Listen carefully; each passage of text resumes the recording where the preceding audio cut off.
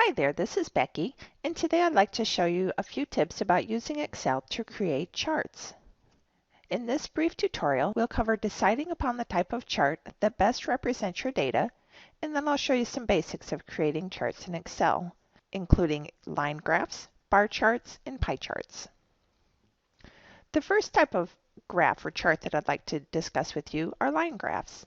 Line graphs are great ways to track changes over time, and line graphs are particularly useful for looking for trends. Another type of chart which is useful for comparing things is a bar chart. Bar charts can also be helpful for tracking change over time, similar to line charts. The last type of chart or graph I'd like to discuss with you in this tutorial are pie charts. Pie charts are a great way to compare parts of a whole. They do not show changes over time, but they are great, especially when wanting to represent percentages of a whole. So now that we have a basic few chart types in mind, let's go ahead to Excel and create a few graphs or charts. The first thing I'd like to do is create a basic line graph. And you'll begin by reducing your data to only that which you want to be reflected in your graph or your chart. And then in Excel, you'll go to Insert, select Chart Type, and select Line. Let's go to Excel and I'll show you what I mean. So what we have here are some data collected from CPCC Central Campus Library relating to circulation statistics dealing with equipment. So you see we have calculators, camcorders, laptops, a lot of different choices. And across our columns, we see we have collected data by month. So we have data from January 2014 through May 2014. In this analysis, my administrators are particularly interested in data relating to laptops. So I see I have 3 different rows relating to laptops. Faculty staff laptop, those are the traditional circulation checkout periods for 2 weeks at a time. Semester long laptop checkouts. And then down a ways we have student laptops. Those are laptops available for library use only, for day use. So since I'm only curious about displaying data relating to laptops, I'm going to hide everything that is non-relevant to this chart. So I'm just going to highlight the rows 2 through 14, up to my first row that deals with laptops. I'm going to right-click and hide. Then I'm going to do the same from row 17 through 24. I'm going to hide that. And I'm going to go all the way down to total laptops. So what I have here are 3 different laptop categories and then a total laptops category and then my months. So in my chart, I'm going to include everything up to but excluding this totals column. Then I'm going to go to Insert. Up here I see different chart types. I'm going to select Line. And I'm just going to select the basic 2D line chart. And here we have it. I'm just grabbing it by an edge and dragging it here to the center of my page so I can see it better. And then I'm going to grab it by a corner where I get this double-headed arrow. And I'm just going to increase its size a little bit so I can see what things look like a little better. So I can see down here that this faculty and staff checkouts are quite minimal compared to the student laptop checkouts. The student laptop checkouts are actually this orange line. This top pink line are all checkouts combined. I think this looks like pretty relevant data to share with the administrators, so I'm going to go ahead and give it a title and label this y-axis, and then I think we're good to go with this graph. So to give it some titles, I'm going to go to up here on the ribbon, the top ribbon, and go to Chart Tools in Layout. I'm going to give it a chart title. You have a few different choices here. I'm going to select Above Chart. That just displays the title at the top of the page. I'm going to delete the words that are in there, and I am going to say, CPCC Central Campus Library Laptop Checkout by Month, Spring 2014. And then I think it would be nice if I had a label on my vertical axis. So I just go to Axis Titles. I'm going to select a vertical axis, and I want the words to read horizontally. There are other choices here you could play with. And I'm going to say number of checkouts. And then I just click outside of that box. I think this actually looks pretty good for my needs. So I'm going to go ahead and click on the edge, right click and say copy. And then I am going to put this in my report that I'm preparing for the administrators.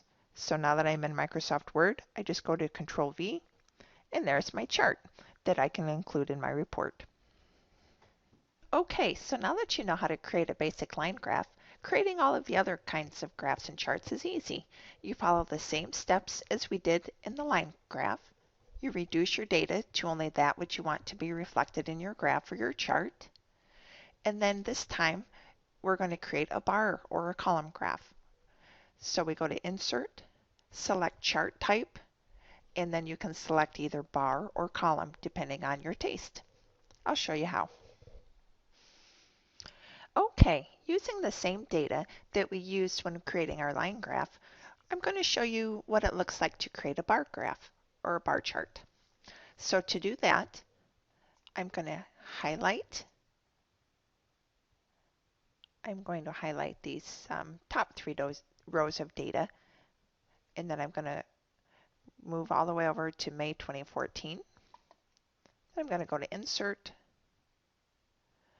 Actually, you see here we have two choices, bar or column. They really show the same sort of data, just bar is horizontal and column's vertical. And I actually prefer the column for this work. Let's first take a look at 2D column, this first choice. And you can see here, this gives us a bar for each month for each checkout type. I'm not really sure that's useful to me, so I'm going to delete that and select a different type of column chart. So I'm going to go to Insert, I'm going to go to Column, and then the second choice here is called a stacked column. And I'm going to click that and then show you how to look at the data with this type of chart. So I'm just expanding it so I can see it a little better. And this time, we can see the light pink are the student laptop checkouts. The green, the very small, are the semester-long faculty or staff laptop checkouts. And then the darker pink are the faculty staff laptop checkouts that are the 2-week loan periods. And then, so altogether, this tells you how many laptops are checked out for each month per each semester. I think that's actually pretty useful, or maybe useful for our administrators. So I am going to give it a couple of titles, and then we're going to add some data labels. So first, I'm going to go over here to Chart Tools, to Layout. I'm going to give it a title. I'm going to place the title above the chart. And I'm going to replace the text there with CPCC Central Campus Library.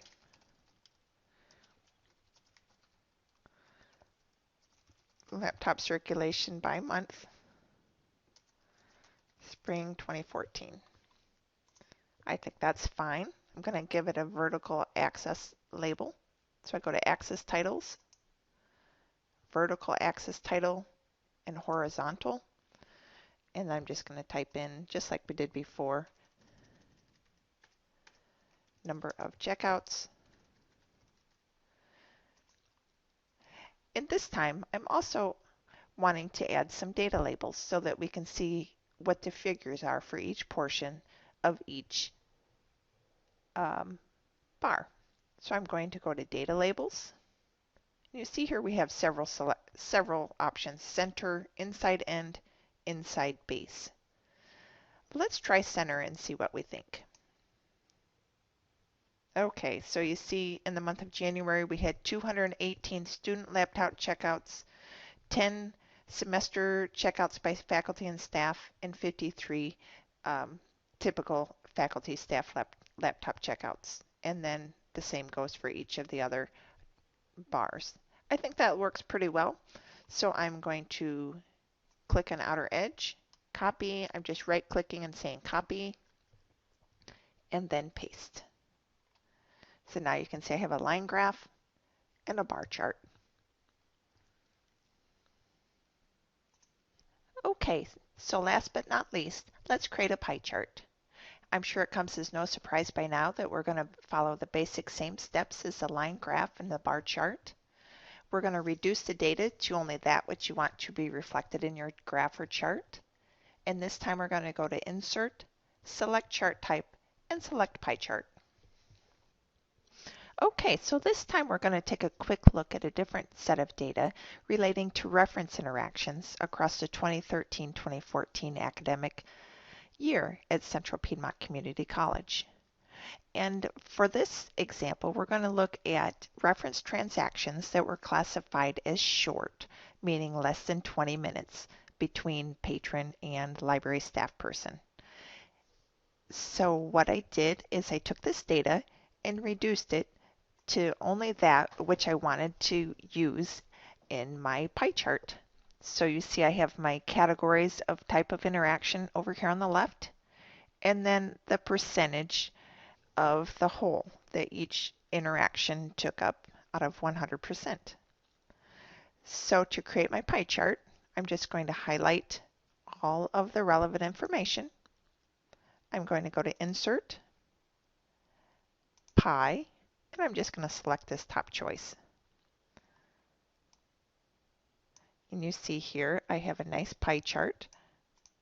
I'm just expanding it just a little bit, showing me the different types of reference transactions classified as short during the data keeping snapshots during this academic year. Let's go ahead and add some data labels so we can understand what these numbers represent.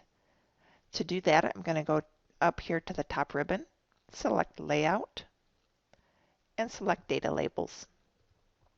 And you see I have several different choices, and it's up to you to decide what you like best. I'm just going to choose Best Fit. And here now we see we have the percentages out of 100% that each category represents. Okay, so looking at this, I can see the percentages as they relate to the various categories. However, since some of the colors are hard to distinguish, I think we need to add a little more information to our pie chart labels. So I'm going to go back up. I'm going to click on our chart. I'm going to go back to Data Labels. I'm going to go to More Data Label Options. And I think it would be nice to include a category name as well so we know what we're looking at without having to worry about matching colors. Okay, so this looks better. You can see that the largest percentage category is General Homework Assistance. Guest User Assistance takes up a lot of time in reference transactions, and online research takes up a great deal of time. This all looks really helpful, so I am going to copy this chart by clicking on it, right-clicking,